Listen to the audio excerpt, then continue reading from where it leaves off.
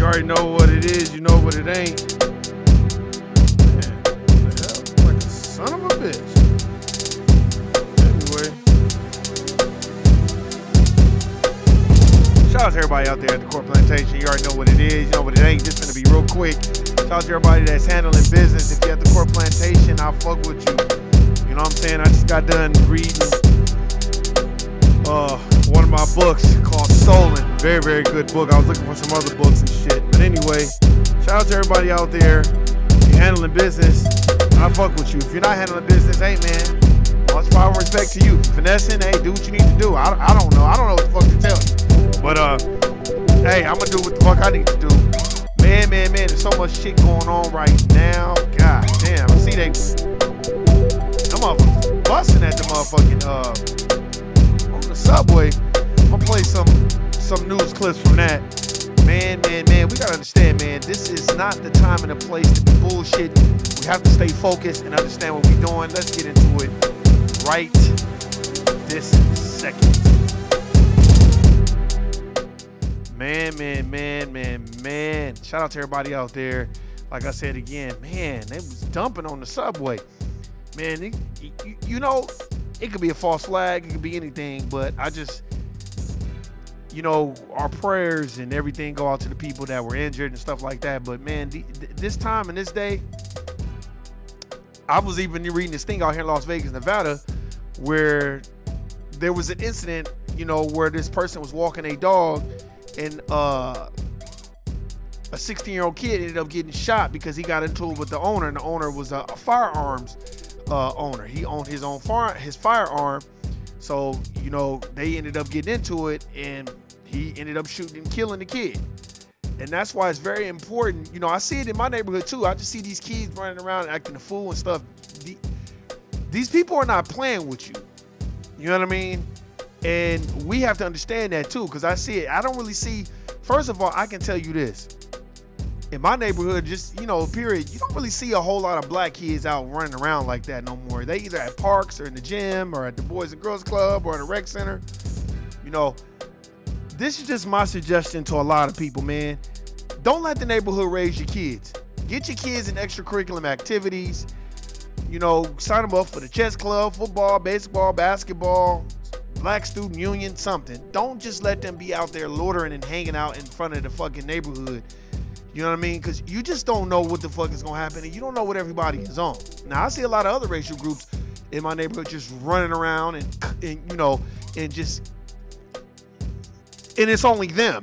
And here's the thing, you know, it isn't the 80s anymore, and I almost wish, you know, in the 80s when you run around playing, I was doing more reading and more like handling business. You know what I mean? Because it's very important, because you see it now. A lot of these kids that are studying, handling business, learning about stocks, bonds, 401k, those are the people that are employing niggas like me. You know what I mean? And I see it a lot in my neighborhood. I don't see a lot of black kids. It's black kids in my neighborhood, but for the most part, they in the house, they at school, and they in the extracurricular activity. They not just walking around here hanging out and playing and riding their bike and all that. And the reason why I say that is because you just don't know who your kid might come across, and it just might be the time where that person is like, well, I had enough.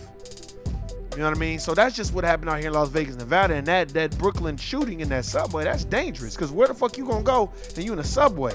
And that's always been something that's crazy about me. Like, man, being entrapped. That's why I don't like, when I go in gas stations, I pay at the pump. I don't even like going in there getting receipts. When I go to grocery stores, I'm in and out. When I go anywhere, I'm in and the fuck out. And I like to know where all my exits are and all that shit, because you don't know who the fuck gonna come in there and get to tripping and acting a goddamn fool. So I just think it's very much that we gotta stay focused, and we gotta understand this shit too, man. This shit is serious. This shit is not fun. Where, you know what I'm saying, you ride in the subway, then the nigga just get on the subway and get to busting. It's like, goddamn. It's just like being on a plane. You be on a plane, you don't want a nigga to stand up and start acting a fool. Motherfuckers start heading. First of all, it should be a marshal on every fucking plane. I don't care if it's 1,000 planes, it should be a marshal on it. The United States of America Incorporated, they got enough money to put a marshal on every fucking plane, so it should never be no problems. And it should be some type of security on every subway in New York. That's what I be looking at. Where the fuck is the security at? I'm talking about security with the motherfucking guns. Stop with the bullshit. But we gotta stay focused and understand this is just a small thing to the world, but it's big to us because it happened in the United States of America, incorporated. But what we have to understand is false flags. We have to understand order out of chaos. We got to understand just total chaos, because when there's total chaos, then motherfuckers behind the decadent veil or behind closed doors, they can go do what the fuck they want to do. Look at gas is out of this fucking world. We in a war all over again. Motherfuckers think just the Republicans want to go to war. We in a war all over again, except the Democrats is in charge. Like I said, I was having this discussion with this lady. Shout out to the homegirl Erica, with this lady on Billy Carson's app, and she just was like going in because I was going in on Ketanji Brown, but Ketanji Brown is a man. And then somebody else left a comment. Let's see. Okay. Because this is what I said. I said, well, I've read and followed the teaching of the great Dr. Claude Anderson, Black Labor, White Wealth, and Powernomics, which talks about voting your interests, not just voting for Democrats or Republicans unless they are doing things specific for black folks. So also the new Jim Crow by Michelle Alexander talks about how Obama did nothing but continue the policies of Bush and Clinton, and Joe 94 crime Bill Biden. Sorry, he is just as bad or even worse. And there was a book written a while ago called Vote Scam. I got that book. So my sister asked, what are the things that has been done to bring about establishing a system of justice for black folks? Because we vote for Obama, what really did he do? And then Black Stone, somebody replied, I'm just talking, Black Stone replied, flashback, Hillary Clinton won the popular vote, but 3 million at least, that's what I heard, but Trump won the electoral vote. Who's really in control and how much is a vote worth? I'm not saying don't vote. I'm only analyzing the way things are. According to a Article 6, Section 2, the Constitution is the supreme law of the land. But who enforces it? Participating in a fraudulent system can never make it lawful. That's just common sense. So where do we go from here? We can't go on down the wrong road trying to get to the right place. That's just insane behavior. Somehow we need to exercise patience with one another, even when our views are different. Facts. We all have different experiences that we can share and team from. Many of world governments are oppressive in some form or another, and this United States is no different. Facts. That's facts. That's somebody had left that. That was on Billy Carson's app, because we were kind of going back and forth. Because this lady, I posted my YouTube video, and this lady jumped in my YouTube video and was like, I'm blocking you like I'm offended. Bitch, I don't give a fuck if you watch my video or not. Block this shit. I don't care. It ain't for you anyway. A lot of these people be black Christians and motherfuckers that been raised to vote Democrat all their life, and any motherfucker that opposes that shit get mad. It's just like my brother, the real one, and Dane Calloway and a lot of other people that's like, well, how do we know that Harriet Tubman story is real? Now, some people could say they saying it for shock value, saying it for click views. Me personally, I don't have any books on Harriet Tubman because I've been hearing it and conditioned to listen to it over and over and over again from the dominant society all my life. So I never really wanted to listen or hear about Harriet Tubman. I was always like interested once I came into knowledge of the people I never knew about, like the Nat Turners, Jean-Jacques Dessalines, Denmark Vesey, Queen Nzinga, Queen Natty, those type of people. And when you're dealing with those type of people, I feel like it's almost best that you have to have a different type of understanding and know how to compare notes. That's why when I reached out to the sister, I said, well, what books you read? Give me the books that you've read so we can kind of compare notes. Like, I'm not just, we have to understand, stop being so goddamn emotional and going off what somebody told you, and tell me what you've read. I don't want to hear what nobody told you. Tell me what you've read and what you've studied and what you've learned and what you believe. Like me, I don't know what to believe because I have not read a lot of books on Harriet Tubman, and a lot of my family members, grandmothers and moms and dads, they never really spoke much about Harriet Tubman.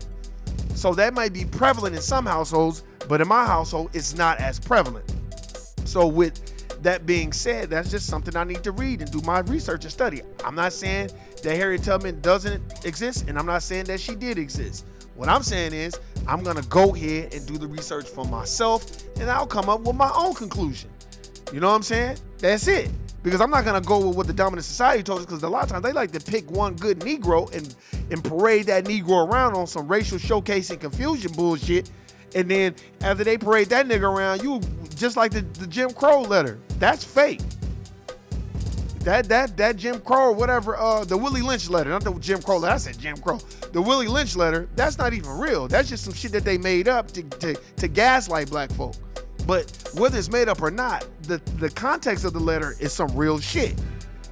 So, of course, when we're talking about history, we're talking about his story, we're talking about, you know, certain things that are documented versus certain things that weren't documented. Which brings me to, you know, I used to not hate, but I just wasn't really into reading antebellum shit. But after I read Slavery by Another Name, it kind of got me hooked. I veered off the course, but now I'm back on the course. And I just finished this book called Stolen. Very, very good book. Very, very good book. You know what I'm saying? Which leads me to my next book about Patty Cannon and the Cannon family and how they were just kidnapping motherfucking, you know, black slaves and selling black free people and selling them into slavery. And she was god awful. That bitch was probably just like Madame Lalaurie and just like, you know, everybody else. But this is just stuff that you have to read. Hey, you are your own governing body of what you want to learn. And just because you ain't learned it and somebody else has learned it, don't get insecure. That shit don't make me insecure. Just give me the books.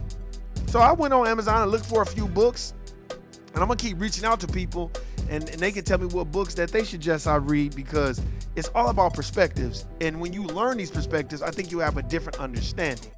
So here, let me see if I can play a little bit. Let's see what they talking about on here. Able to shoot. We're going to play that now. And here it is. Oh my goodness.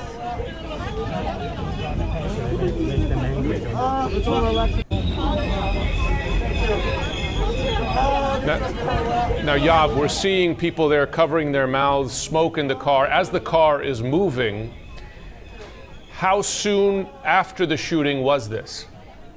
This video took place after all of the popping and shooting, and the train, like, I remember I said the train was delayed between 36th Street and the local stop. This was when the train started moving to approach the station. So, and the thing is, I don't think there was anybody who was focused on recording what was happening. Because while I was crouched down behind the wooden part by the door, there was a gentleman also next to me who said to put my phone away just in case some craziness happened. That's why the video is only 10 seconds long. I just wanted to get a video of the chaos that was happening in there. And the gentleman next to me said, put your phone away because you don't know what could happen. So I put my phone away and I just focused on trying to get out as safely as I could. Wow, that's crazy, man. That's really crazy, man. Like, you know, when you think hard, we know what it is, we know what it ain't. We're not getting out there and acting no fool. Stop being the show pony for the dominant society. Stop getting out there and once you see them, you want to start dancing and prancing and you got ants in your pants, you need to dance. Sometimes stop the bullshit, handle your business, and then relax and observe and look at the rooms that you in. When you go to the grocery store, watch everything around. Don't get so comfortable. I used to be like that too. Then I had to, you know, sometimes I go with my earphones on because I don't want to be bothered with nobody. But a lot of times I take my earphone out if I go to a record store or Best Buy or something like that, because you don't know who the fuck gonna run in there and get the fucking tripping. And sometimes you have false flags, so they'll plant motherfuckers right there to go in there and act a fool and do some bullshit and get to killing everybody, and then you don't ever hear from this motherfucker again. So we have to understand what that fucking shit is, man, and study for yourself. Don't study for other people. Study for yourself. And what I've come to learn reading in antebellum period, the shit is quite fascinating and interesting. So I kind of like it. So that's why, you know, I'm reading about the Cannon family right now. Then I'm gonna probably get some more. There's another book called The Kidnapping Club. I'm about to order that book too, because I feel like this is a part of history that nobody really talks about. We talk about slavery, we talk about the antebellum period, but we don't talk about how vicious the dominant society is by, well, fuck it, we'll just kidnap motherfuckers and sell them. Oh, we gonna keep slavery going no matter what the fuck they talking about. That's the stuff that we don't talk about. And I feel like those are things that are important and things that you should want to learn, you know, whether you like it or not. You know what I'm saying? look, I'm all for learning about the Moors, and I started off learning about the Moors and learning about, you know, other great people of color, as J.A. Rogers would say. But something my gut just said, why don't you start learning about what the fuck has been done to us in the United States of America Incorporated?